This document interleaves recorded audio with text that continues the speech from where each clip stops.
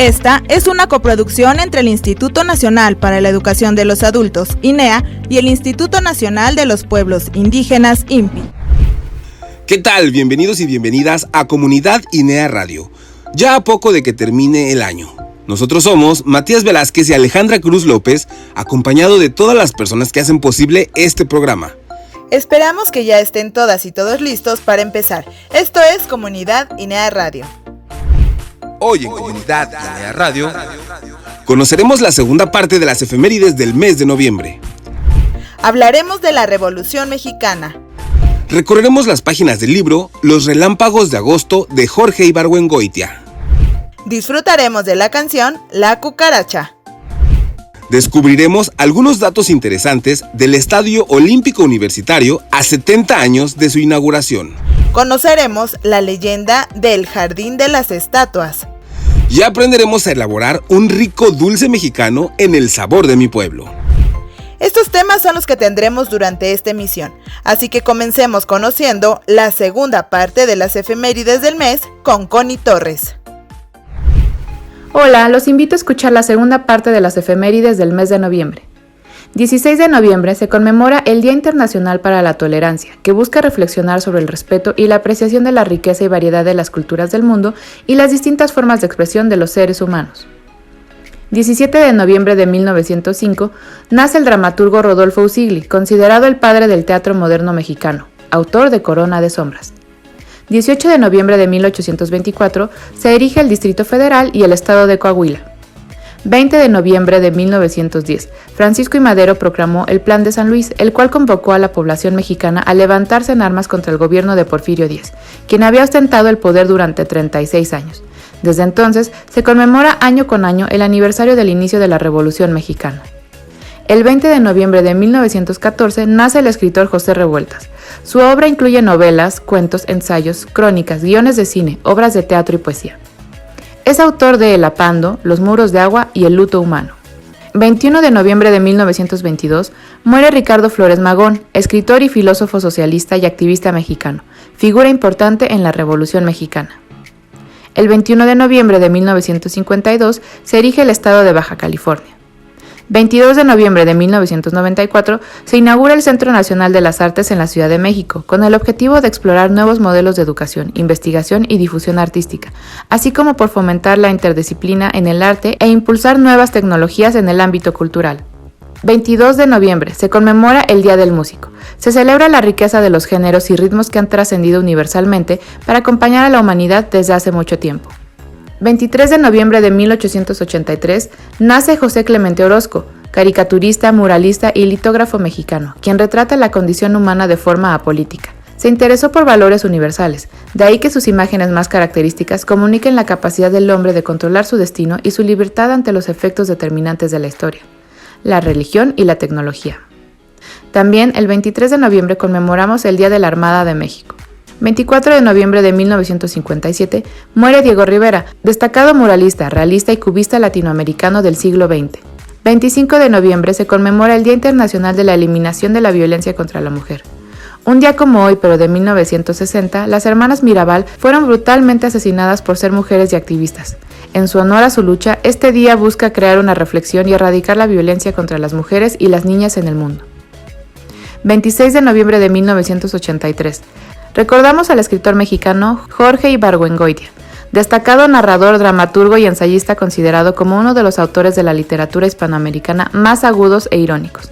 Entre sus obras más reconocidas se encuentran Relámpagos de Agosto, Las Muertas y La Ley de Herodes. El 27 de noviembre de 1911 se decreta el supremo mandato de no reelección, con el que se prohíbe la reelección del presidente de la República y los gobernadores de los estados. 28 de noviembre de 1911. Emiliano Zapata proclama el Plan de Ayala, reivindicando los derechos de los campesinos. 30 de noviembre de 1868, nace Andrés Molina Enríquez, abogado y sociólogo, autor de Los Grandes Problemas Nacionales, obra que realizó una fuerte crítica a la política integral de Porfirio Díaz. Y también 30 de noviembre de 1924, nace Radioeducación. Estos son algunos personajes, días que recordar y hechos que han marcado al mundo un mes de noviembre, pero de otros años. Soy Connie Torres, los espero pronto con más información. Gracias, Connie. Ahora que ya recordamos los hechos y personajes de la segunda mitad del mes de noviembre, pero de otros años, vamos con Gris Gómez, quien nos hablará de la Revolución Mexicana. El especial. Bienvenidas a todas y a todos. En esta ocasión les hablaré de un movimiento que marcó el rumbo de nuestro país, la Revolución Mexicana. Un movimiento social y político que inició en 1910 con el fin de reivindicar los derechos de las personas campesinas, buscar la justicia social y el reparto agrario. Definió la construcción de la democracia y significó un salto hacia la modernidad en varios sentidos. Existieron múltiples causas, producto de una serie de fenómenos sociales, políticos y económicos del México de ese tiempo y del naciente siglo XX, que dieron origen a este conflicto. Esta guerra comenzó el 20 de noviembre de 1910. Se trató de un movimiento que resaltaba exigencias y luchas sociales relacionadas al campo, el reparto de tierras y la desigualdad social que existía durante la dictadura de Porfirio Díaz, quien llevaba más de 30 años en el poder y cada vez endurecía más los actos represivos contra cualquier tipo de inconformidad. Uno de los hombres que protagonizó la Revolución Mexicana fue Francisco I. Madero, quien desde su exilio en San Antonio, Texas, escribió un documento conocido como el Plan de San Luis, manifiesto que denunciaba los abusos y arbitrariedades que se habían cometido durante el porfiriato, y donde llamaba a diferentes grupos sociales que habían sido marginados por el sistema de haciendas, como los campesinos y los indígenas, a unirse a la rebelión para instaurar una democracia representativa, donde el voto fuera efectivo y no estuviera permitida la reelección. Fue así como comenzó una guerra entre el gobierno de Porfirio Díaz y los diversos grupos revolucionarios que se formaron a lo largo y ancho del territorio mexicano.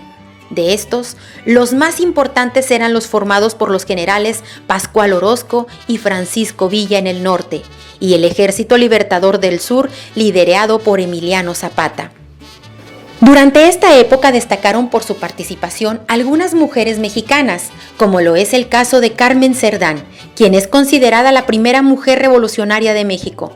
Se levantó en armas junto a sus hermanos Aquiles y Máximo, para defender su casa el 18 de noviembre de 1910 en la ciudad de Puebla, 2 días antes de que estallara la guerra en todo el país. También Hermila Galindo, libertaria, feminista y revolucionaria, promovió el ejercicio de los derechos de la mujer y defendió la igualdad intelectual entre hombres y mujeres, con el fin de que éstas participaran en la vida pública.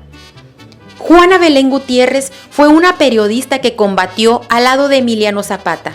Es considerada la primera mujer en dirigir un periódico con tinte político. Para lograrlo, vendió su patrimonio a cambio de una imprenta. Este fue un breve resumen de lo que significó este movimiento nacional y algunas de las mujeres que participaron. Les invito a escucharnos la próxima semana, ya que hablaremos de las soldaderas, mujeres que también tuvieron un papel relevante durante la Revolución. Soy Gris Gómez. Les espero con más información. Mientras tanto, sigan escuchando Comunidad INEA Radio. Sin duda es importante recordar estos hechos históricos que nos han dado identidad como país y como mexicanos. Muchas gracias, Gris. Ahora Yareli Gamiño nos espera en el Círculo de Lectura de Comunidad INEA Radio para hablarnos sobre una gran obra de Jorge Ibargüengoitia. Círculo de Lectura. Hoy recorreremos juntos la obra Los Relámpagos de Agosto de Jorge Ibargüengoitia, una sátira de la Revolución Mexicana que le hizo acreedor al Premio Casa de las Américas en la categoría de novela. Jorge Ibargüengoitia es considerado uno de los escritores y periodistas más agudos e irónicos de la literatura hispanoamericana y un crítico sarcástico de la realidad social y política de México. Los Relámpagos de Agosto es una obra humorística basada en hechos reales y conocidos, aunque los protagonistas son imaginarios. La trama se va por el lado chusco de la vida y obra de un militar caído en desgracia. Sin pena ni gloria, recluido en su cuarto, con lápiz en mano, el general Arroyo, mejor conocido como Lupe, escribe sus memorias. Conozcamos un fragmento. ¿Por dónde empezar? A nadie le importa en dónde nací, ni quiénes fueron mis padres, ni cuántos años estudié, ni por qué razón me nombraron secretario particular de la presidencia. Sin embargo, quiero dejar bien claro que no nací en un petate como dice Artajo, ni mi madre fue prostituta, como han insinuado algunos. Ni es verdad que nunca haya pisado una escuela, puesto que terminé la primaria hasta con elogios de los maestros.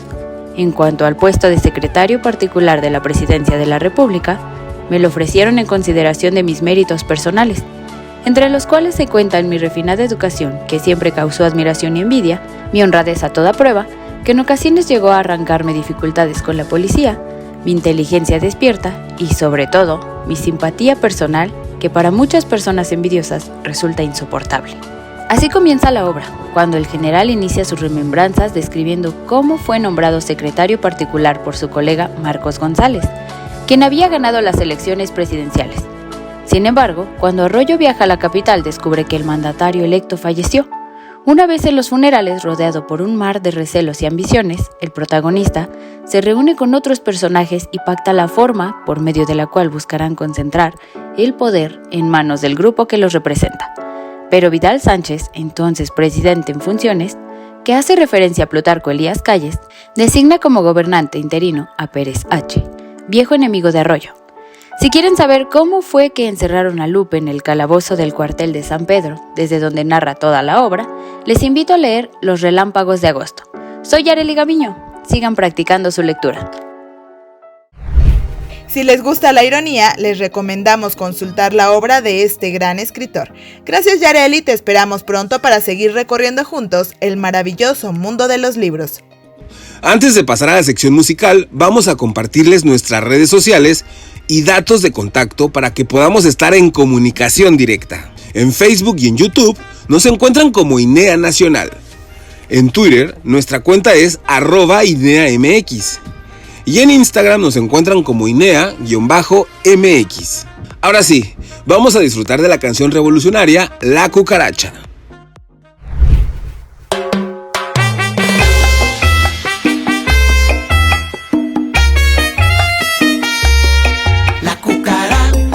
La cucaracha ya no puede caminar porque le falta, porque no tiene la patica principal.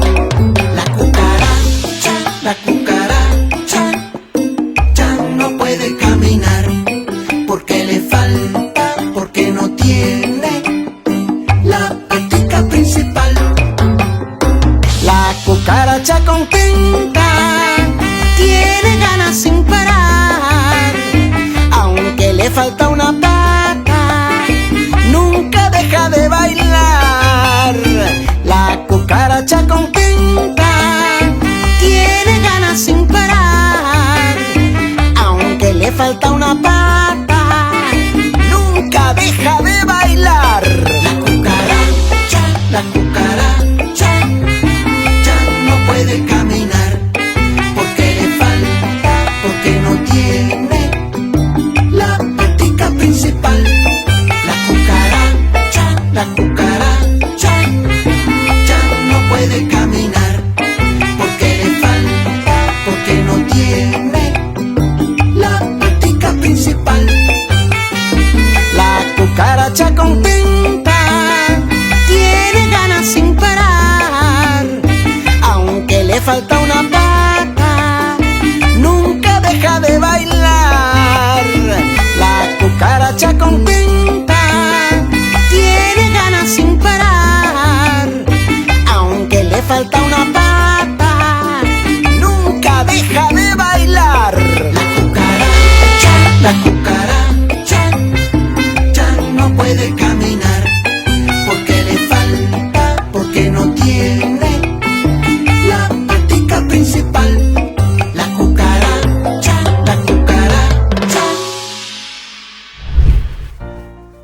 Ya estamos de regreso en la segunda parte del programa. Después de escuchar esta canción que, de acuerdo con la mayoría de los cronistas, se convirtió en una de las favoritas de las tropas de Francisco Villa, quienes modificaron la letra para hacer referencia a Victoriano Huerta. Vamos ahora con Ale Acevedo para conocer algunos datos interesantes del Estadio Olímpico Universitario a 70 años de su inauguración. ¿Sabías que? Hola, gracias por acompañarnos una semana más. Hoy, en ¿Sabías qué?, conoceremos algunos datos curiosos del Estadio Olímpico Universitario a 70 años de su inauguración. Es un recinto deportivo multiusos ubicado al sur de la Ciudad de México, dentro de las inmediaciones de Ciudad Universitaria, campus principal de la Universidad Nacional Autónoma de México, UNAM. Fue construido por los arquitectos Augusto Pérez Palacios, Raúl Salinas Moro y Jorge Bravo. Se asemeja a un sombrero de charro, aunque para otros simula el cráter de un volcán, y se realizó tomando como inspiración algunos diseños de estadios europeos y estadounidenses. Se buscó plasmar una visión futurista del deporte, planteándose como emblema de la arquitectura del siglo XX. Está equipado con canchas de calentamiento, una alberca, un gimnasio cerrado y un jardín botánico, y cuenta con una capacidad para 72,000 espectadores. Ha sido escenario de miles de partidos de fútbol, soccer, fútbol americano y competencias nacionales e internacionales. Algunos datos interesantes que podemos mencionar sobre este inmueble, fruto de la innovación y avances del siglo XX, son los siguientes. 1. El Estadio Olímpico Universitario tardó únicamente 8 meses en construirse, colocándose la primera piedra de sus cimientos el 7 de agosto de 1950. 2. El 29 de noviembre de ese mismo año, a solo unos días de su apertura dentro de sus instalaciones, se llevó a cabo por primera vez uno de los clásicos de fútbol americano más importantes de la nación, el partido de los Pumas de la UNAM contra los Burros Blancos del Instituto Politécnico Nacional, al cual asistieron más de 100,000 personas, colocándose en los bordes y el palomar del estadio aquellas y aquellos individuos que no alcanzaron un lugar al interior, perfilándose este encuentro hasta el día de hoy como el evento más concurrido en toda su historia. 3. En su costado, cuenta con un mural diseñado por el artista Diego Rivera, titulado La Universidad, la Familia y el Deporte en México, elaborado como un relieve hecho a base de distintas piedras de color natural, entre las que podemos enlistar tezontle, piedra de río, tecali y mármol. Esta obra representa ideales como la paz, la unidad nacional y la dedicación al deporte, contando además con algunos elementos prehispánicos y símbolos del escudo de la UNAM. 4. Este estadio es el único edificio en su tipo que se halla en una zona considerada Patrimonio de la Humanidad por la Organización de las Naciones Unidas para la Educación, la Ciencia y la Cultura, UNESCO. 5. Es el segundo estadio más grande del país, superado únicamente por el Estadio Azteca.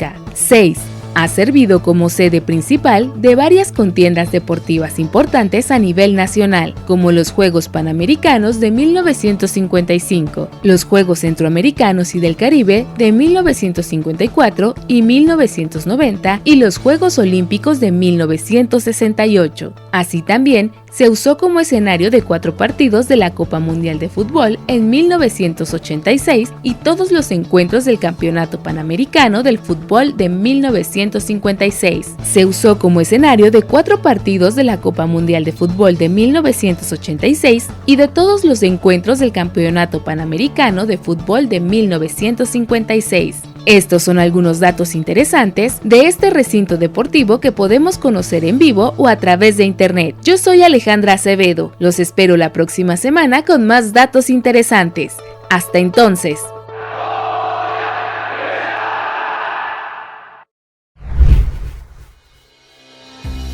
Gracias, Ale, por estos datos interesantes. Sin duda, México está lleno de historia de todos los ámbitos.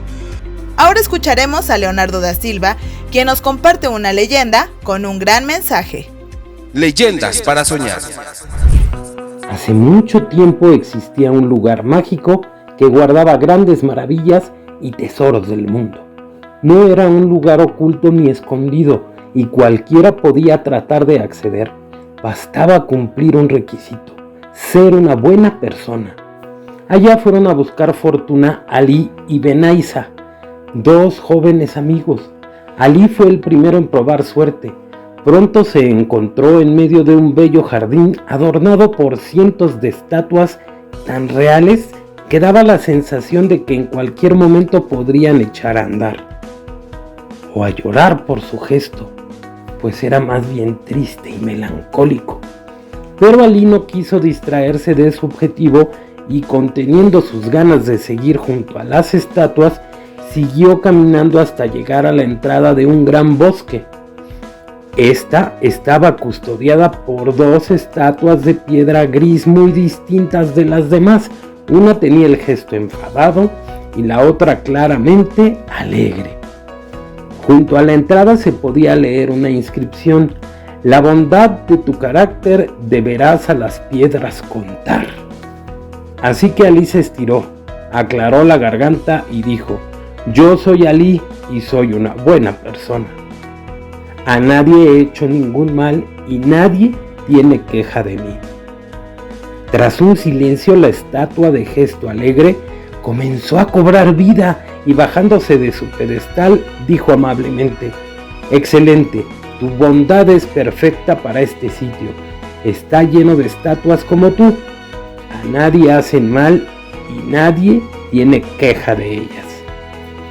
Y en el mismo instante, Alí sintió cómo todo su cuerpo se paralizaba completamente. Ni siquiera los ojos podía mover, pero seguía viendo, oyendo y sintiendo lo justo para comprender que se había convertido en una más de las estatuas que adornaban ese jardín. Poco después era Benaisa quien disfrutaba de las maravillas del jardín, pero al contrario que su amigo, la visión de aquellas estatuas y sus ojos tristes e inmóviles le conmovieron hasta el punto de acercarse a tocarlas una por una, acariciándolas con la secreta esperanza de que estuvieran vivas. Al tocarlas sintió el calor de la vida y ya no pudo apartar de su cabeza la idea de que todas seguían vivas, presas de alguna horrible maldición. Se preguntaba por sus vidas y cómo podrían haber acabado allí. Y corrió varias veces a la fuente para llevar un poco de agua para mojar sus labios. Y entonces vio a Alí, tan inmóvil y triste como los demás.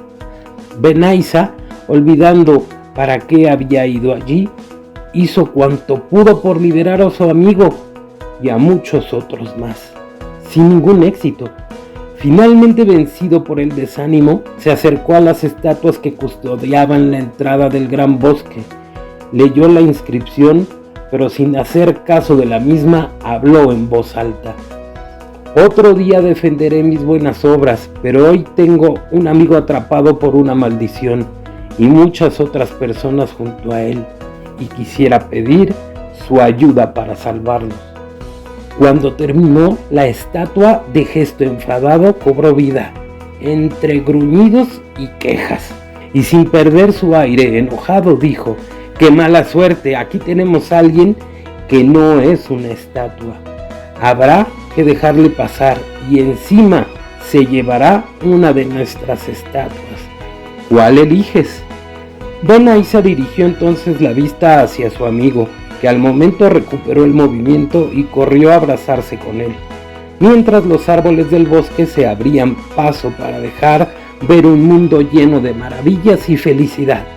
Cuando un feliz Benaisa se disponía a cruzar la puerta, el propio Alí lo detuvo y echando la vista atrás hacia todas las demás estatuas, Alí dijo decidido: espera, Benaisa, no volveré a comportarme como una estatua nunca más. Hagamos algo por estas personas. Y así los dos amigos terminaron encontrando la forma de liberar de su encierro en vida a todas las estatuas del jardín, de la que surgieron cientos de personas ilusionadas por tener una segunda oportunidad para demostrar que nunca más serían como estatuas y que en adelante dejarían de no hacer mal ni tener enemigos, para hacer mucho bien y saber rodearse de amigos. Espero que hayan disfrutado de esta leyenda y que haya llegado el mensaje a todos ustedes. Yo soy Leonardo da Silva Vieira, los espero pronto con más leyendas para soñar. No le cambie. Hasta pronto. Muchas gracias, Leonardo. Un gran mensaje para reflexionar sobre nuestra manera de actuar con las personas que queremos. Estamos por terminar esta emisión, pero antes vamos a escuchar a Pati Tirado, quien nos trae una rica receta para preparar un dulce muy mexicano. el sabor de mi pueblo. Las frutas cristalizadas son uno de los elementos principales en las fiestas de nuestro país, por lo que están presentes durante todo el año en los mercados y plazas. También son un regalo especial en época navideña y una de las decoraciones más populares de la independencia. Sus características principales son su textura firme y dulce sabor. Antes de que llegaran los españoles, las comunidades indígenas solían conservar los frutos en cal y agua, un proceso muy similar al nixtamal con el que se transforma el maíz. En el intercambio cultural que sucedió dentro de las cocinas, se añadió el procedimiento un baño en almíbar que hoy se conoce como cristalización. El pueblo con mayor tradición en fruta cristalizada es Santa Cruz Acalpisca, Xochimilco, en la Ciudad de México, donde se elaboran de manera artesanal por las familias del lugar y que tiene la tradicional feria del dulce cristalizado desde hace más de 30 años. La lista de frutas que se pueden encontrar es bastante amplia y va desde higos, manzanas, papayas, chayotes, nopales y jícamas, hasta el camote, el chilacayote, la calabaza y el nopal. Una característica que las hace especiales es que pueden almacenarse por largos periodos de tiempo y duran en buenas condiciones hasta un año. A pesar de que el proceso no es difícil, su preparación tarda aproximadamente 4 días. Ahora les compartiré cómo preparar una rica calabaza de Castilla cristalizada, aprovechando que en esta época hay en los mercados. Ingredientes: 2 kilos de azúcar, la ralladura de una naranja, una raja de canela, 1,5 litros de agua, 6 o 7 trozos de calabaza del tamaño que quieras tu fruta cristalizada. Iniciaremos calentando 1,5 litros de agua en una olla. Cuando ya esté caliente, pero aún no haya hervido, agregamos la ralladura de naranja, el azúcar y esperamos que se disuelvan. Una vez disueltos, agregamos la calabaza cortada, la canela y dejamos que se cueza y reduzca el líquido para formar una especie de almíbar que hará que nuestra calabaza se ablande. Dejamos a fuego medio por 30 minutos mientras revolvemos constantemente. Finalmente retiramos del líquido y dejamos secar. Una vez que esté seca, nuestra calabaza estará lista para saborear. Espero que se animen a preparar este rico dulce mexicano y que nos compartan en redes sociales sus experiencias. Soy Pati Tirado, les espero la próxima semana con otro dulce mexicano. Muchas gracias, Pati. Por supuesto que invitamos a quienes nos escuchan a preparar esta receta para las fiestas decembrinas. Y antes de irnos, como cada semana, les hacemos una invitación para que si conocen a alguien que no sepa leer ni escribir, o bien que quiera iniciar, continuar o concluir sus estudios básicos, le acerquen a Linea o bien le ayuden a comunicarse al 800-00-60-300. Va de nuevo, 800-00-60-300 para orientarles sobre nuestra oferta educativa. Ahora sí llegamos al final de esta emisión. Nosotros somos Matías Velázquez y Alejandra Cruz López en los micrófonos. Marisela Calderón estuvo en la coordinación de producción. Jonathan Vargas y Matías Velázquez en la realización. Pablo Robles y José Castellanos en la investigación. Agradecemos la contribución de la dirección académica y el respaldo siempre de la Dirección de Concertación y Alianzas Estratégicas de Linea, del Instituto Nacional de los Pueblos Indígenas, INPI, y las personas que participan en la realización de este programa. Los esperamos la próxima semana con más información, música, libros, recetas y mucho más. Hasta pronto. Instituto Nacional para la Educación de los Adultos. Instituto Nacional de los Pueblos Indígenas.